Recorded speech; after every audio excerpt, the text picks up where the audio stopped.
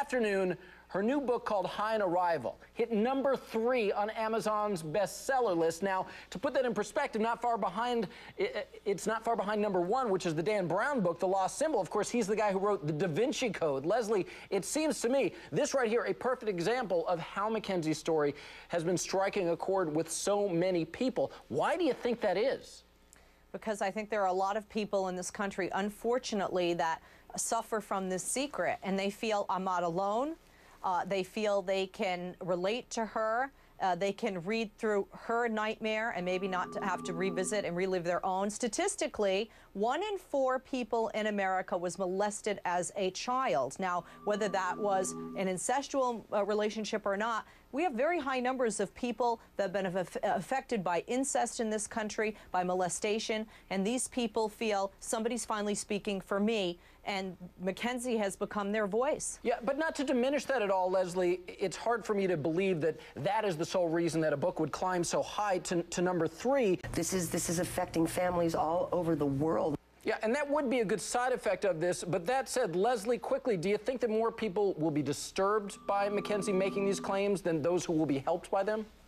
I know from the tweets and the Facebook email messages and my talk show, a lot of people were very uncomfortable with her putting it out on Oprah and not a psychiatrist's couch. A lot of people were saying TMI. But now when they see how many people are coming out and saying, hey, this is helping me, I think there are a lot of people feeling mixed about this right now. Well, there's also a brand new development today in the story. Oprah Winfrey now under fire for doing this interview with Mackenzie Phillips in the first place. Okay, guys, so a major family feud erupted just after Mackenzie claimed that she had this 10-year-long sexual relationship with her dad, who, of course, is famed rocker John Phillips of the Mamas and the Papas. He died back in 2001. Well, Mackenzie was a lot more prepared for all of this than her family. Leslie, over to you. If Mackenzie did make this up, you gotta wonder why. Well, I would imagine attention. Certainly many people that have been through programs like Jane and have been addicts, whether it's drugs or alcohol, lying definitely does seem to be an MO there.